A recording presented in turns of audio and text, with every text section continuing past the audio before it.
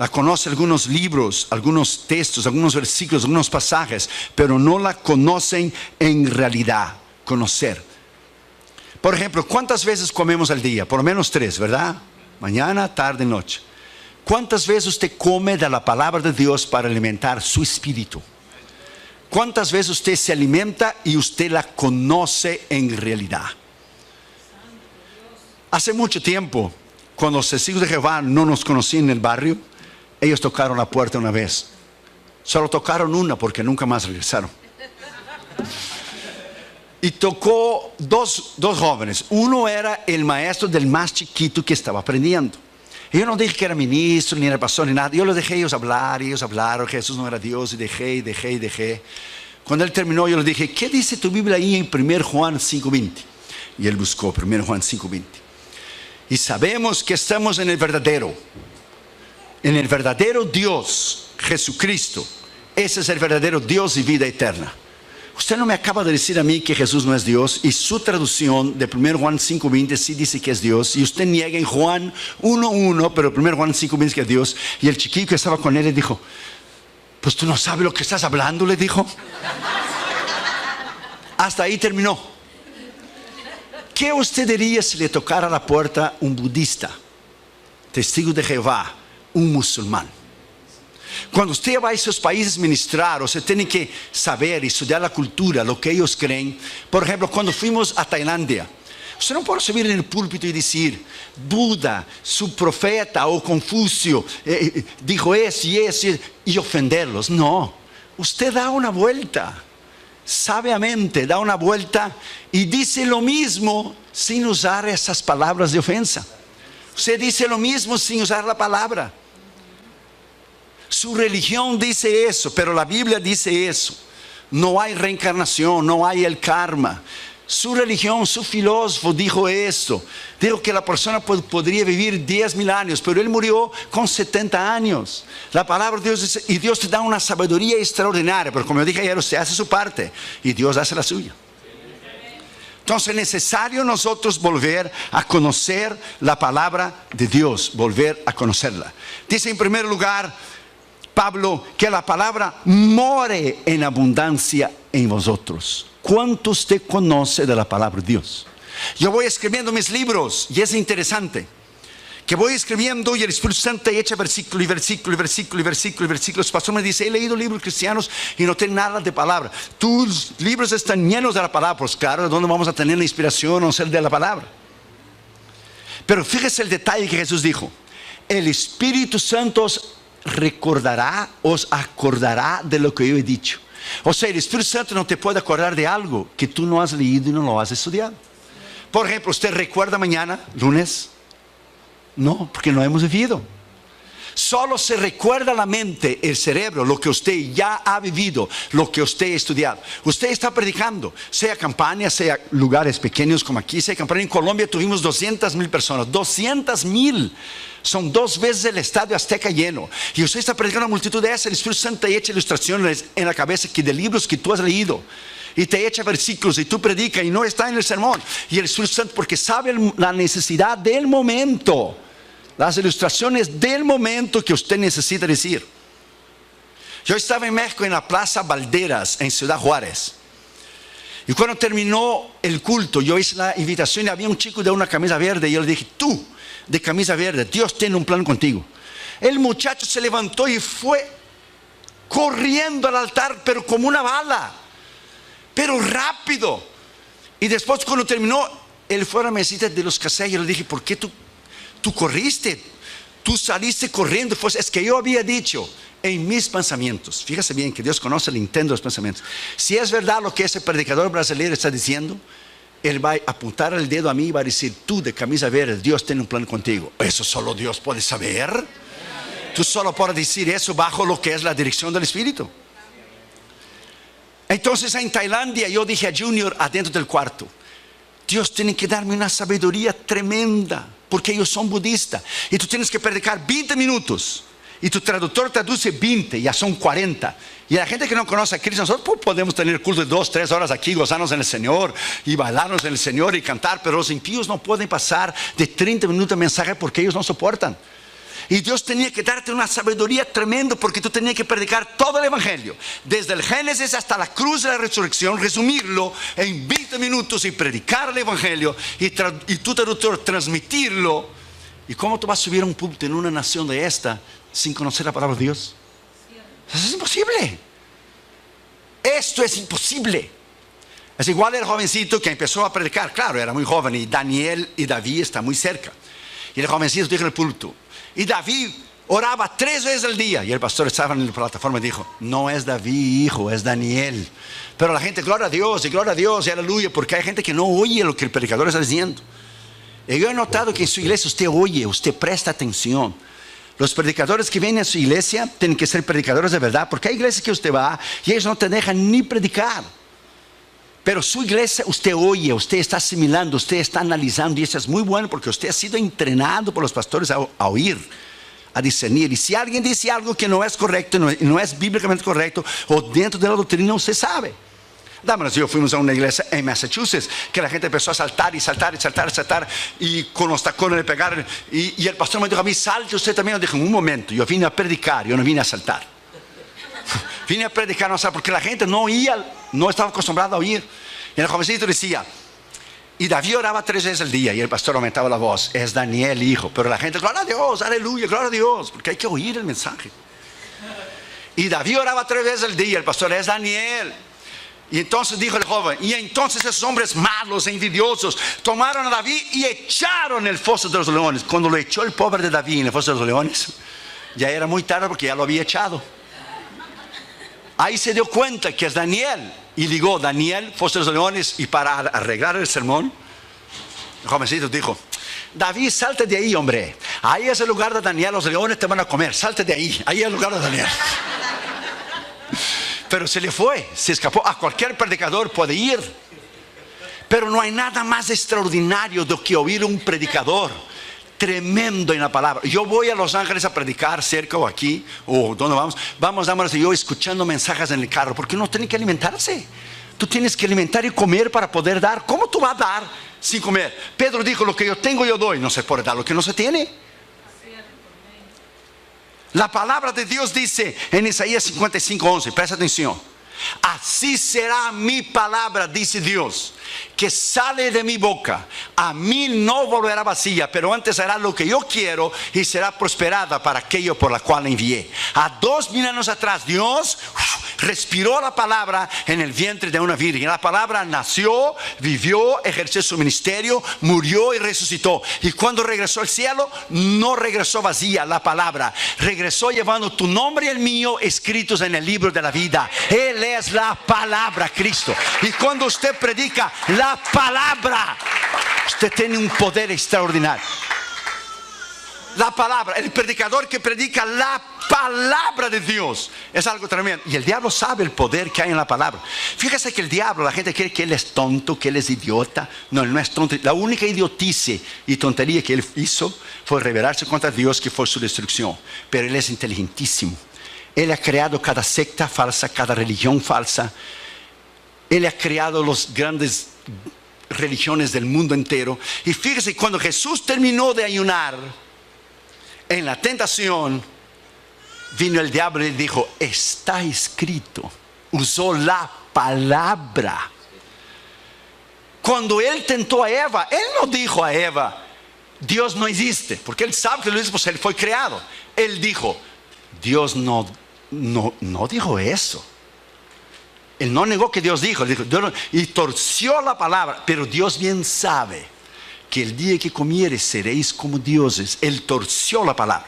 Cuando él tentó a Jesús, como él sabe que en él no hay poder, él dijo, está escrito, di a esas piedras en son y pan. Jesús dijo, también está escrito, no solo de pan vivirá el hombre, pero de toda palabra que sale de la boca de Dios. Lo llevó arriba del pináculo del templo, échate para abajo, porque está escrito, dará orden a sus ángeles. También está escrito, no tentarás a Jehová tu Dios. Si tú me adorares a mí, yo te doy todo, le enseño todo el reino. También está escrito, dijo Jesús, solo a Jehová tu Dios adorarás y solo a él prestarás culto.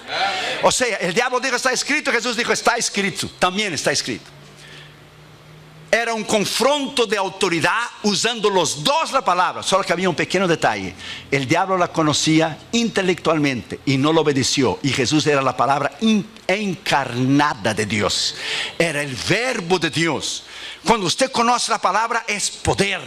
Cuando usted vive la palabra es una autoridad tremenda. Hay dos palabras para la palabra en la palabra de Dios. Es la palabra logos, la palabra escrita. Pero hay la palabra rema, la palabra revelada de Dios. ¿Qué es un rema? El rema es cuando el predicador está predicando y Dios te habla por un versículo. Y el versículo que usted leyó la noche anterior, el mismo versículo cita el predicador, se dice, Dios me está hablando, y usted apunta en la Biblia. ¿Qué es el rema? Por ejemplo, Jesús vino caminando sobre las aguas. Pedro lo vio. Los 11 estaban dentro del barco.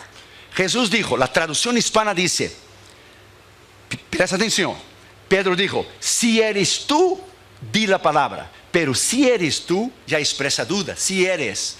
El griego original, Pedro dijo, desde cuando eres tú, di la palabra. Expresó fe. Y Pedro salió del agua y caminó sobre las aguas. Yo he visto predicadores criticar a Pedro, que no tenía fe, pero yo nunca he visto a ellos caminar arriba del océano Pacífico. Nunca lo he visto caminar. Es muy fácil criticar. Y Pedro caminó porque hubo tres elementos. Él vio la palabra que era Cristo, él oyó la palabra y él caminó en la palabra en obediencia. Por eso cuando usted actúa en obediencia, cuando usted oye una palabra, sea el pecado que usted tiene que remover, los días de ofrenda que usted debe dar, cuando usted actúa en la palabra, esa palabra cambia. Y él caminó sobre las aguas. Quizás los 11 quedaron adentro del barco. Vas a hundir, vas a hundir, vas a hundir. Pero él caminó. Cuando él quitó los ojos de Jesús y miró el mar, entonces empezó a hundir, porque él quitó los ojos de la palabra. El diablo lo que quiere hacer siempre con el cristiano es quitar tus ojos de la palabra. Y cuando él quita tus ojos de la palabra y que tú pones tus ojos, la economía está mal, la nación está en crisis, el diablo viene a ti y te dice, ¿cómo tú vas a dar los diezmos si tú tienes que alimentar a tu familia y tus hijos? Entonces el diablo te hace quitar tus ojos de la palabra y tú te empiezas a hundir. Por ejemplo, si usted tiene un carro y usted está haciendo el pago de los carros, si usted necesita ese carro para ir a su trabajo, lo último que usted quiere hacer es dejar de hacer los pagos. ¿Por qué? Porque el banco te lo va a quitar. El diablo sabe que si él te quita los ojos de la palabra, él te va a hundir, porque es la palabra que tiene poder. Palabra de Dios es la palabra que cambia. Entonces dice, en el principio, en el verbo era Dios y es Dios y se hizo carne. Entonces cuando nosotros nos alimentamos de esta palabra, cuando nosotros conocemos esta palabra y usted se llena de la palabra, cuando usted es tentado, usted cita la palabra. Está escrito, diablo, en 1 Corintios 10:13, no nos ha sobrevenido tentación sino humana, pero fiel es Dios que juntamente con la tentación nos dará la salida. Usted cita la palabra que tiene poder. El diablo huye por el poder de la palabra. Es la espada. Es una de las herramientas de Efesios 6 del soldado cristiano. Para usar la palabra hay que conocer la palabra. Cuando la Biblia dice en Hebreos 4:12, porque la palabra de Dios es, ¿qué es la palabra de Dios? Es viva, es eficaz, más penetrante que las palabras de Chile. Esa palabra en el griego, esa palabra habla de poder. Esa palabra habla de autoridad. Como el logos y el rema, la palabra es energes. La palabra es viva, energe. Energes es de donde viene la palabra que tenemos hoy en español, energía. O sea, cafeína. Cafeína. Que te da power, que te da fuerza. La hierba mate esa y el café cubano, que tiene power. Energes. Es lo contrario de la palabra griega argos, que es flaco, débil, sin energía, perdedor, derrotado. La palabra cuando tú la citas es poder.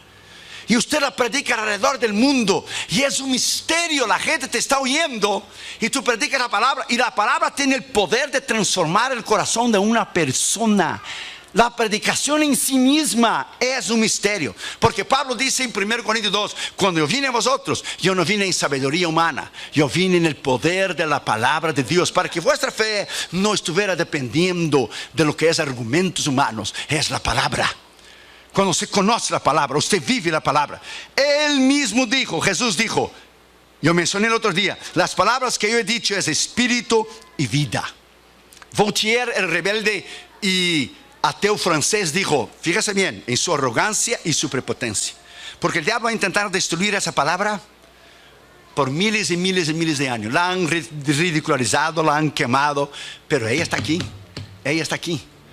porque ella es la base de la civilización y es la base, la columna de la iglesia. Ella está aquí. Y Voltaire dijo en su orgullo y su prepotencia, 100 años después de que yo muera, no habrá Dios, qué bárbaro, no habrá Biblia y no habrá cristianos.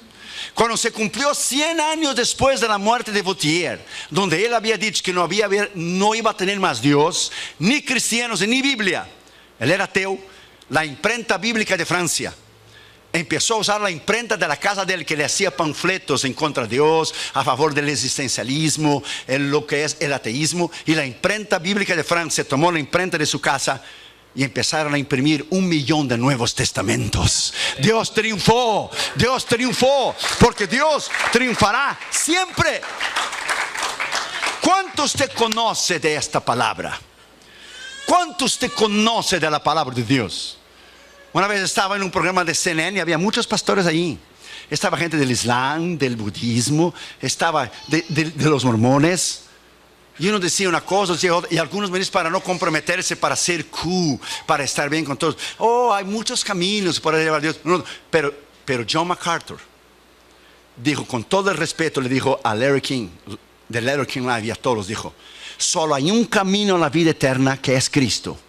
Y solo hay un libro verdadero, no es el Corán, no es del confucianismo, ni Buda, y ningún otro libro sagrado, es la palabra de Dios. Eso es tener valentía. Eso es tener valentía y hablar la verdad. Porque hoy todo el mundo quiere ser como moneditas de oro, quiere caer bien en la mano de todo el mundo. No, salvación es solo por Cristo. La palabra verdadera es la palabra de Dios, no es el Corán. El Corán está lleno de versículos de la palabra de Dios. ¿Por qué? Porque él tuvo la oportunidad de convertirse, Mahoma, 600 años después de Cristo, y él no lo hizo. Y él tomó parte del judaísmo y parte del cristianismo, y él escribió el Corán y dijo que el ángel Gabriel se le presentó y le reveló el Corán. Joseph Smith de los mormones dice también que el ángel Gabriel se lo presentó a él. Pues uno de los dos está mintiendo, porque aquí hay dos religiones diferentes y los dos están mintiendo, porque esa revelación no es de ningún ángel, es del Espíritu Santo. Vino del cielo esta revelación que está aquí. Y cuando usted la conoce, esta es el arma más mortal que Dios ha puesto en las manos de un ser humano. Tú te subes en la plataforma y tú predicas con poder, y los budistas no pueden resistirla, ni sea Japón, ni el intelectualismo de Europa, ni la santería y brujería de África. Usted la predica con autoridad y poder. Usted sube en el punto bajo el poder del Espíritu Santo, y Dios quiebra el poder del diablo. Él anula el poder del diablo. Él sana las enfermedades. Es el poder de la palabra de Dios. Y usted va a crecer cuando usted conocer la palabra de Dios cada día y amar la palabra de Dios cada día. Segundo lugar, dice, enseñándoos y exhortándoos en toda sabiduría. Segundo Timoteo 2:15 dice, ¿qué dice? Usted conoce la escritura. Procura o estudia con diligencia, procura presentarte a Dios aprobado, como obrero que no tiene de qué avergonzarse, que usa, traza, conoce, sabe bien la palabra de la verdad. O sea, usted tiene que conocer la razón de tu fe, porque si alguien te para en la calle y te pregunta a ti la razón de su fe, usted no puede empezar a discutir con esa persona. Usted va a la escritura. La razón de nuestra fe está aquí. La razón de la esperanza nuestra, de la resurrección de los muertos, está en 1 Corintios 15, donde Pablo dijo bien claro, si Cristo nos resucitó de la muerte, vana es nuestra fe. Nuestra esperanza y resurrección es que la tumba está vacía. Si Cristo murió en la cruz y venció el diablo, la muerte, pero si él hubiera quedado en la cruz, hubiera sido la mitad de una victoria. La tumba está vacía, y en el nuevo libro ahora que estoy escribiendo, La conquista de Cristo en la cruz, la tumba está vacía, y nosotros fuimos ahí en 2003. Hoy ve a Damaris Catherine Jr. Y la tumba de Cristo, hermano, es el único lugar del mundo que la gente hace cola por filas y filas y filas y filas para llegar y ver nada. ¿Por qué? Porque la tumba está vacía, porque Cristo resucitó. Esta es la diferencia del Corán con nosotros. Mahoma está muerto, Hare Krishna está muerto, Buda está muerto, pero Jesús está vivo. Esta es la razón de nuestra fe. Alabado sea su nombre, alabado sea su nombre. Deleítete en la palabra, ame esta palabra. Trate de conseguir diccionarios, comentarios, lea diferentes traducciones de la escritura. Oh my God, llenarse de la palabra es algo tremendo. Dios te puede usar en cualquier nivel, Dios te puede usar en cualquier persona. A mí me encanta evangelizar en los aviones, porque los aviones la gente no tiene para dónde ir. Y la gente se levanta y va al baño y yo le digo, no hay problema, yo te voy a estar esperando aquí. That's no problem. Y si no quieres oír, no problem. Abra la ventanilla y échate para abajo, porque vas a oír. Vas a oír. Y usted la encorrala a la persona. Usted le dice, este libro dice. Y no hace ninguna diferencia si usted cree en Dios o no, si usted cree en el infierno o no, o si usted cree en la ley de la física o no. Si usted no cree en la ley de la física, no hay ningún problema. Suba arriba de un edificio y échate para abajo para ver cómo te vas a despedazar abajo. Y usted dice que no cree en la ley de la física. Ella existe, si usted cree o no. A Dios no le hace ninguna diferencia. Si usted cree en la palabra o no, si usted cree en Dios o no, si usted cree en el infierno o no, eso no elimina el hecho de que existe. That's it. Existe. O no cree en el aire. ¿Cómo no? ¿Y eso qué es? No podemos ver, pero es el aire.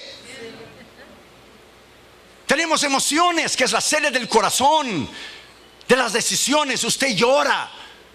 Solo en el llorar y los sentimientos es que el hombre es cuerpo, alma y espíritu.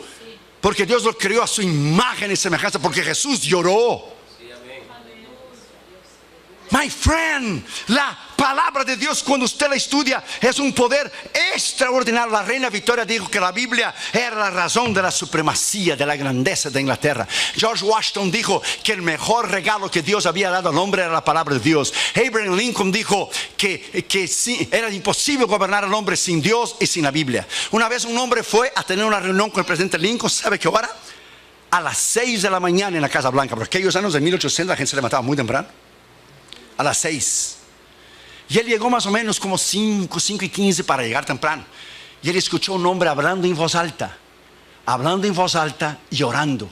Y él preguntó al guardia que estaba ahí antes de entrar en el Oval Office. Él dijo, ¿quién está allí? Y el guardia dijo, es el señor presidente.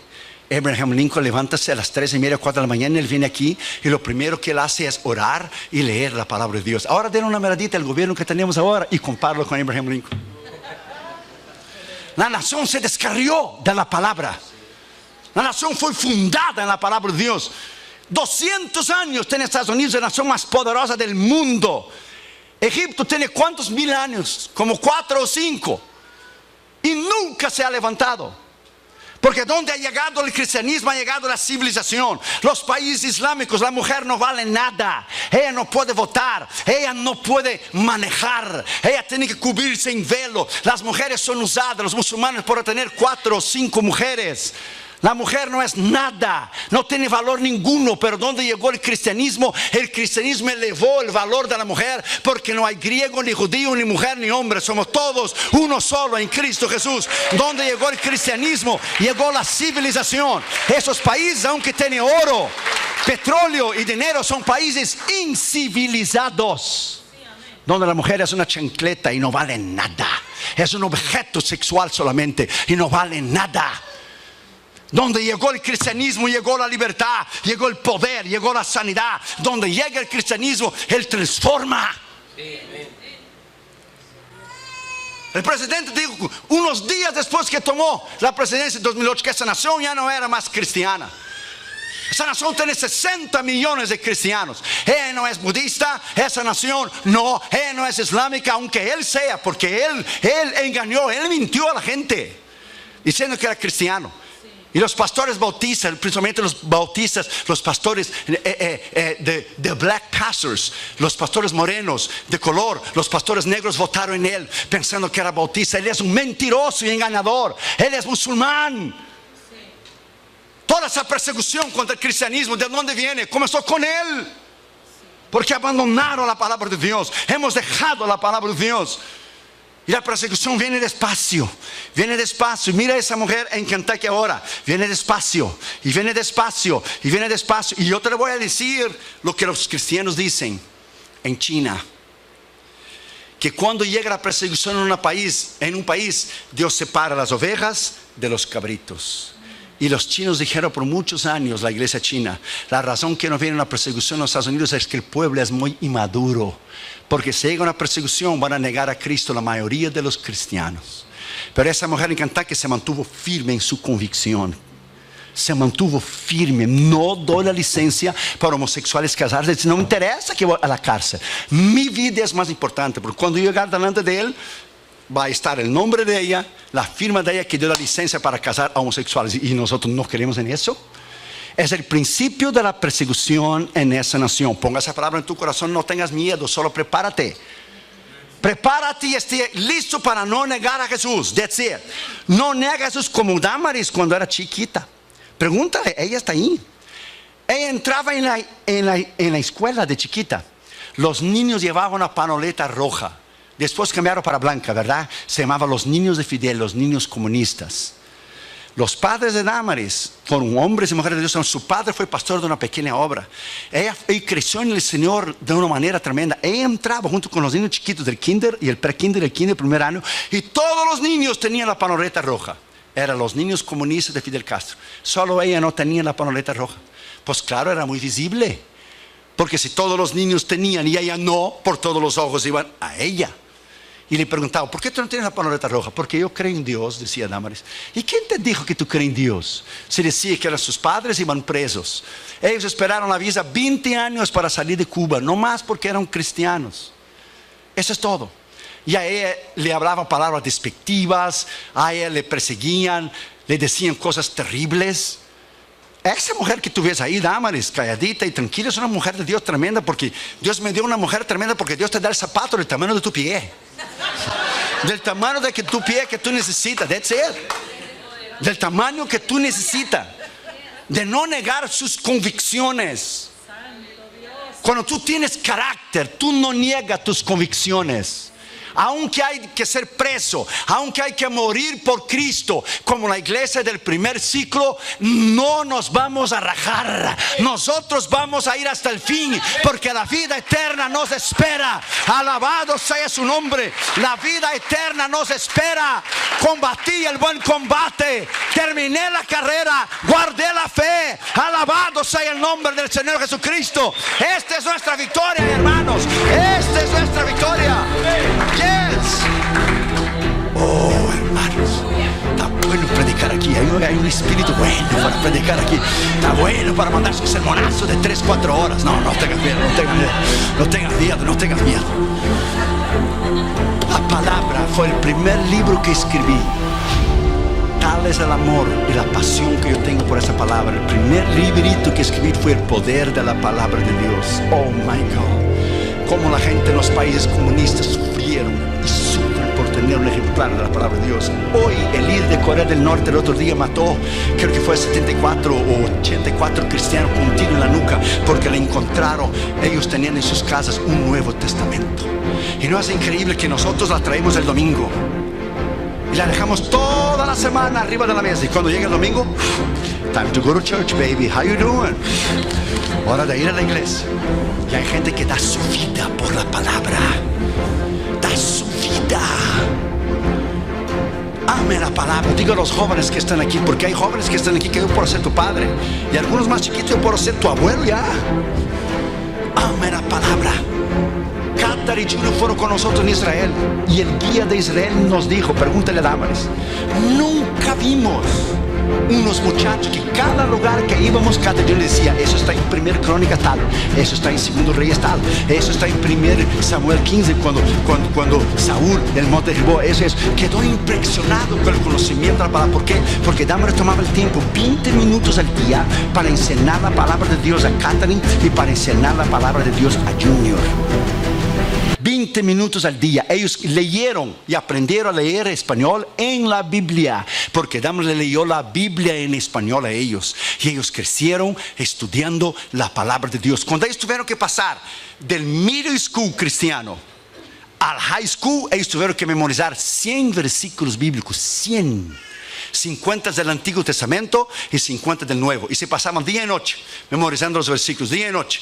Y cuando pasaron, todavía me acuerdo como si fuera el día de hoy, llegó Cata Junior con el diplomacito y me echó el diploma Junior delante de mí y dijo: mira papi, 100 versículos bíblicos de memoria. Estoy seguro que lo único que tú sabes es el Salmo 23 de memoria. A ver, dime para mí, ¿el Señor es qué? Mi pastor. Me faltará que nuestros hijos fueron enseñados en la palabra. Cuando tú enseñas a tus hijos en la palabra, ellos te darán paz. Enseña al niño su carrera, y cuando for viejo no se apartará de ellos. Tranquilo. Hoy haga un pacto con Dios, aquí y ahora, de amar la palabra. Una vez un hombre orgulloso y prepotente de Inglaterra estaba caminando por una de las calles de las capitales de África, y había un africano sentado leyendo la Biblia, y llegó al inglés y dijo: nosotros ya no leemos más este libro.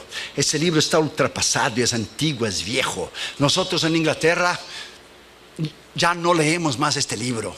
Y el africano levantó la cabeza, le miró a él y dijo: por dele gracias a Dios que aquí en África nosotros sí leemos ese libro. Y dele gracias a Dios que yo he leído ese libro y yo me he convertido a lo que ese libro dice.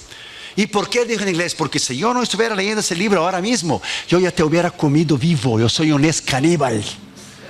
Yo te hubiera comido vivo si yo no hubiera practicado y leído este libro. Este libro es el que transforma. Este libro es el que salva. Es la palabra, Cristo.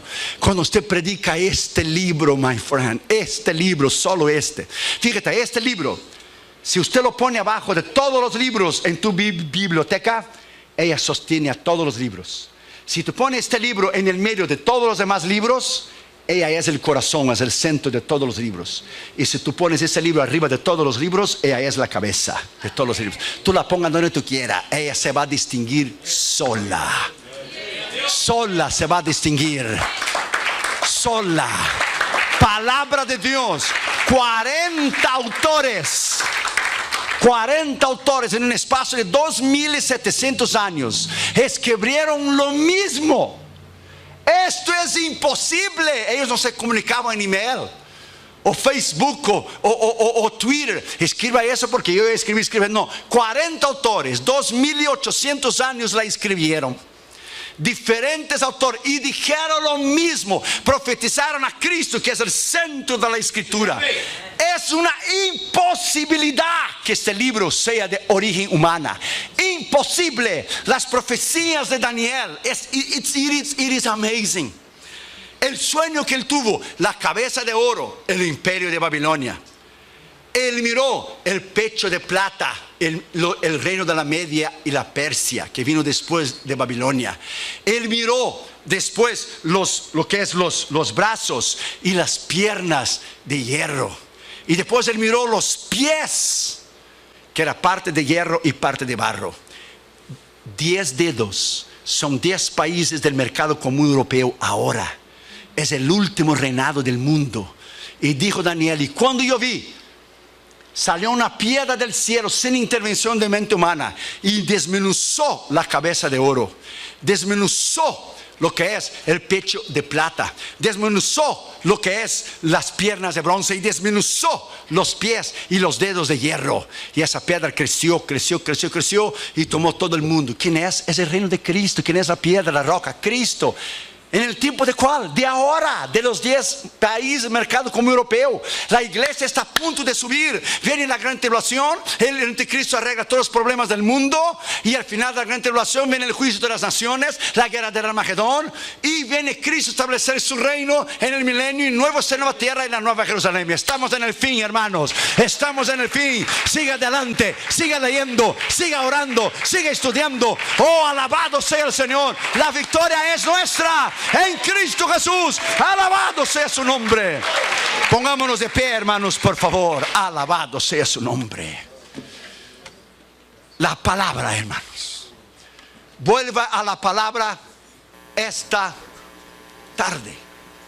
Haga un pacto, haga una alianza con Dios de amar esa palabra. Memorice esta palabra. Memorices capítulos enteros. Memorices esta palabra.